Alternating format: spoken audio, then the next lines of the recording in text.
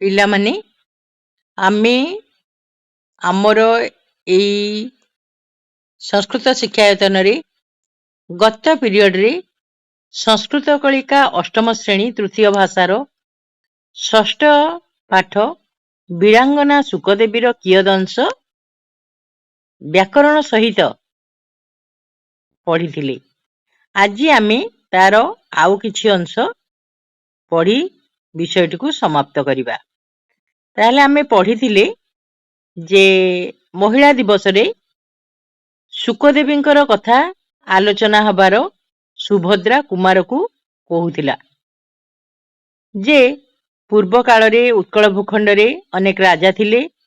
ସେମାନଙ୍କ ମଧ୍ୟରୁ ବାଙ୍କି ରାଜ୍ୟର ରାଜା ଯାହାଙ୍କ ନାମ ଥିଲା ଧନଞ୍ଜୟ ଶ୍ରୀଚନ୍ଦନ, ତାଙ୍କର କୌଣସି ଏକ ଥର ଗଜପତି ଗୋପୀନାଥ ଦେବଙ୍କ ସହିତ ଯୁଦ୍ଧ ହୋଇଥିଲା ଏବଂ ଯୁଦ୍ଧରେ ଧନଞ୍ଜୟ ଶ୍ରୀଚନ୍ଦନଙ୍କର ମୃତ୍ୟୁ ହୋଇଥିଲା। ଏହା ଶୁଣିବା ପରେ ତାଙ୍କର ରାଣୀ ଶୁକଦେବୀ ଗୋପୀନାଥ ଦେବଙ୍କ ସହିତ ଯୁଦ୍ଧ କରିବା ପାଇଁ ନିଜର ସେନାପତିଙ୍କୁ ଆହ୍ୱାନ କଲେ। ସେନାପତି ପ୍ରଥମେ ତାଙ୍କର ସୈନ୍ୟବଳ କଥା କହି ଯୁଦ୍ଧକୁ ସେଇଠାରେ ରଖି ସନ୍ଧି କରିବା ପାଇଁ ପରାମର୍ଶ ଦେଇଥିଲେ। ମାତ୍ର ରାଣୀ ନିଜର ପତିଙ୍କର ଦୁଃଖକୁ ମଧ୍ୟ ସହ୍ୟ କରି ପ୍ରତିଶୋଧ ପରାୟଣା ହୋଇ ଏବଂ ରାଜ୍ୟର ସମ୍ମାନ ପାଇଁ ଯୁଦ୍ଧର ଡାକରା ଦେଇଥିଲେ ଏବଂ ଯୁଦ୍ଧ ମଧ୍ୟ ହୋଇଥିଲା। ତାହେଲେ ତାପରେ କଣ ହେଲା ଆମେ ପଢ଼ିବା। ଯୁଦ୍ଧଭୂମି ଗତ୍ୱା, ଯୁଦ୍ଧଭୂମିକୁ ଯାଇ ସ୍ୱୟଂ ଅହମ୍ ଖଡ୍ଗଚାଳନାମ୍ କରିଷ୍ୟାମି, ମୁଁ ନିଜେ, କିଏ କହୁଥିଲେ? ଶୁକଦେବୀ, ମୁଁ ନିଜେ ହିଁ ଖଣ୍ଡା ଉଠାଇବି। ସ୍ୱାଧୀନତା ରକ୍ଷଣାର୍ଥମ୍, ସ୍ୱାଧୀନତା ରକ୍ଷଣ ଯୁକ୍ତ ଅର୍ଥମ୍ ଅର୍ଥାତ୍ ସ୍ୱାଧୀନତାର ରକ୍ଷା ପାଇଁ ଯଦି ମମ ମୃତ୍ୟୁ ଭବେତ୍, ଯଦି ମୋର ମୃତ୍ୟୁ ହୋଇଯାଏ, ତର୍ହି ତାହାହେଲେ ତଦେବ ମେ ଗୌରବମ୍ ସ୍ୟାତ୍, ତଦେବ ସନ୍ଧି ବିଚ୍ଛେଦ କରିବା, ତତ୍ ଯୁକ୍ତ ଏବ, ତାହା ହିଁ ମୋର ଗୌରବ ହେବ। ଏହା କହିଥିଲେ କିଏ? ରାଣୀ ଶୁକଦେବୀ। ଭୟଙ୍କର ଯୁଦ୍ଧମ୍ ଅଭବତ୍, ହେଲା, ବହୁତ ଭୟଙ୍କର ଯୁଦ୍ଧ ହୋଇଥିଲା। ଗଜପତେଃ କେଚନ ସୈନ୍ୟାଃ ମୃତାଃ, ଗଜପତିଙ୍କର କେତେ ଗୁଡ଼ିଏ ସୈନ୍ୟ ମଧ୍ୟ ମୃତ୍ୟୁବରଣ କରିଥିଲେ। କେଚନ କ୍ଷତବିକ୍ଷତା ପଳାୟିତାଃ ଚ, ଆଉ କେତେ ମଧ୍ୟ କ୍ଷତବିକ୍ଷତ ହୋଇ ଖଣ୍ଡିଆ ଖାବରା ହୋଇ ପଳାୟିତା ଅର୍ଥାତ୍ ପଳାଇଗଲେ। ଗୋପୀନାଥ ଦେବ ବନ୍ଦୀ ଭୂତ୍ୱା ରାଜ୍ઞୀ ସମ୍ମୁଖମ୍ ଆଗତ, ହେଲା, ତେଣୁ ତାହାପରେ ଗୋପୀନାଥ ଦେବ ବନ୍ଦୀ ହୋଇ ରାଣୀଙ୍କ ନିକଟକୁ ଆସିଲେ, ହେଲା। ଯୁଦ୍ଧସ୍ଥଳମ୍ ନୀରବମ୍ ନିସ୍ପନ୍ଦମ୍ ଆସୀତ୍, ତେଣୁ ସେହି ସମୟରେ ଯୁଦ୍ଧସ୍ଥଳଟି କଣ ହେଇଗଲା? ନୀରବ ଏବଂ ନିସ୍ପନ୍ଦ, ପୁରା ଚୁପଚାପ ସ୍ଥିର ହେଇଗଲା। ରାଜ୍ञୀ ଅବଶ୍ୟମ୍ ପତି ହତ୍ୟାୟାଃ ପ୍ରତିଶୋଧମ୍ ନିଶ୍ଚତି ଇତି ସର୍ବେ ଅଚିନ୍ତୟତ୍, ତେଣୁ ରାଣୀ ନିଶ୍ଚିତ ଭାବରେ ନିଜ ପତିଙ୍କର ପ୍ରତିଶୋଧ ନେବେ ଏହା ସମସ୍ତେ ଚିନ୍ତା କରୁଥିଲେ। ଶୁକଦେବୀ ଉକ୍ତବତୀ, ହେଲା, କିନ୍ତୁ ସେହି ସମୟରେ ଶୁକଦେବୀ କହିଲେ, ଉକ୍ତବତୀ ପିଲାମାନେ ପ୍ରକୃତି ପ୍ରତ୍ୟୟ ହେବ ବଚ୍ ଯୁକ୍ତ ତବତୁ ସ୍ତ୍ରୀ ଉଇଫ୍। ଗଜପତେ କହିଲେ, ହେ ଗଜପତି, ଅନ୍ୟାୟ ଯୁଦ୍ଧେନ ତ୍ୱମ୍ ମମ ପତିମ୍ ନିହତବାନ୍, ହେଲା, ଅନ୍ୟାୟ ଯୁଦ୍ଧରେ ତୁମେ ମୋର ପତିଙ୍କୁ ନିହତ କଲ, ମାରିଲ।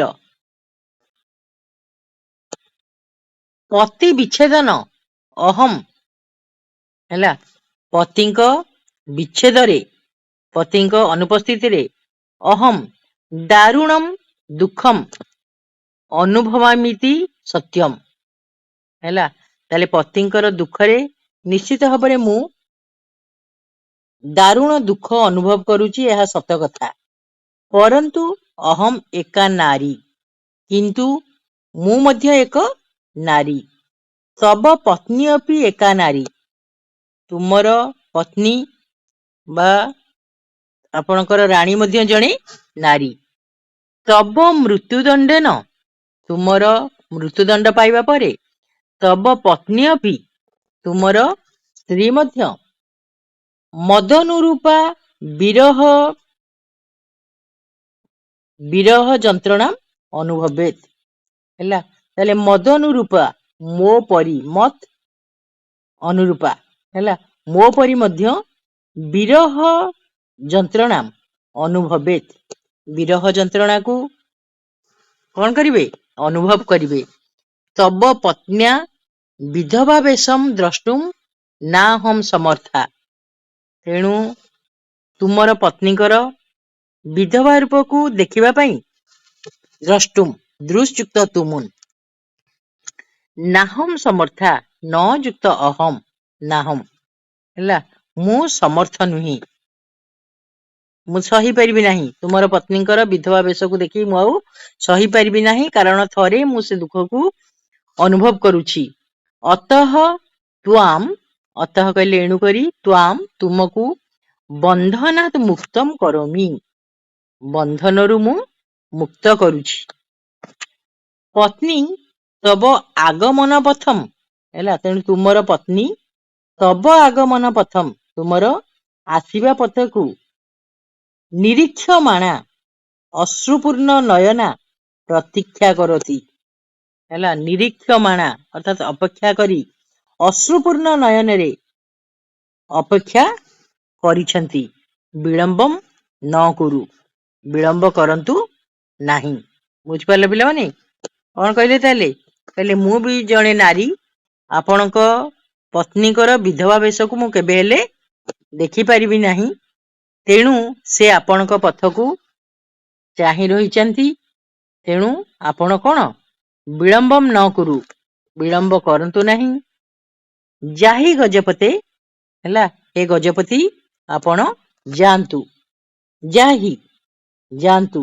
ଉଚ୍ଚୈଃ ନିନାଦଃ ଅଜାୟତ, ତାଙ୍କର ଏହି କଥା ଶୁଣିବା ପରେ ଜୋରରେ ନିନାଦ ବା ପାଟି ଶୁଭିବାକୁ ଆରମ୍ଭ କଲା। ଜୟତୁ ମାତଃ ଚର୍ଚ୍ଚିକେ, ଚର୍ଚ୍ଚିକେ ହଉଛନ୍ତି ବାଙ୍କିର ଅଧିଷ୍ଠାତ୍ରୀ ଦେବୀ, ହେଲା ହେ ଚର୍ଚ୍ଚିକେ ଆପଣଙ୍କର ଜୟ ହେଉ।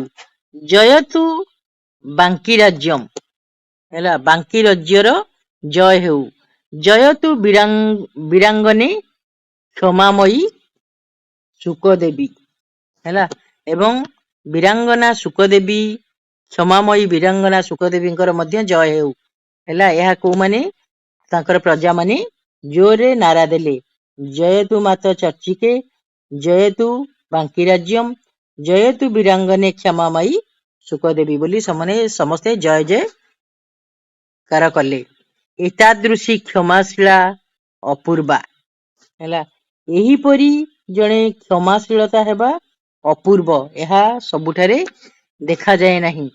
ବାଙ୍କି ରାଜ୍ୟସ୍ୟ ରାଜ୍ୟାଃ ଶୁକଦେବ୍ୟାଃ, ବାଙ୍କି ରାଜାଙ୍କର ଯୋଉ ରାଣୀ ଶୁକଦେବୀ, ଅମର ଚରିତମ୍ ଅଦ୍ୟାପି, ହେଲା ତାଙ୍କର ଏଇ ଅମର ଚରିତ, ଅମର ବିଷୟଟି ଅଦ୍ୟପି, ଅଦ୍ୟ ଯୁକ୍ତ ଅପି ଆଜି ବି, ହେଲା ବିଶ୍ୱେତି ହାସେ, ବିଶ୍ୱଯୁକ୍ତ ଇତିହାସେ, ବିଶ୍ୱର ଇତିହାସରେ ସ୍ୱର୍ଣ୍ଣାକ୍ଷରେଣ ଲିପିବଦ୍ଧମ୍ ଭବତି, ସୁବର୍ଣ୍ଣ ଅକ୍ଷରରେ ଲେଖା ହୋଇ ରହିଛି। ମାତୃଶକ୍ତେ ମହିମାନମ୍ ପ୍ରକଟୟତି ଚ, ଏବଂ ମାତୃଶକ୍ତିର ମହିମାର କଣ ଗୁଣ ମଧ୍ୟ ପ୍ରକଟିତ ହେଉଛି। ତାହେଲେ ବୀରଙ୍ଗନା ଶୁକଦେବୀଙ୍କର ଏକ ଫଟୋ ମଧ୍ୟ ଆଦିରେ ସଂଯୋଗ କରାଯାଇଛି। ହେଲା ପିଲାମାନେ, ଆମେ ବିଷୟଟିକୁ ପଢିଲେ ତୁମେ ୟାକୁ ଭଲ ଭାବରେ ଦେଖିବ। ଏହାର ପର ପିରିୟଡରେ ଆମେ ଏଥିରେ ଥିବା ପ୍ରଶ୍ନ ଉତ୍ତରକୁ ମଧ୍ୟ ଆଲୋଚନା କରିବା। ତାହେଲେ ଆଜି ପାଇଁ ଆମେ ସମସ୍ତେ ଏଇଠି ହିଁ ରହିବା। ସମସ୍ତଙ୍କୁ ଧନ୍ୟବାଦ।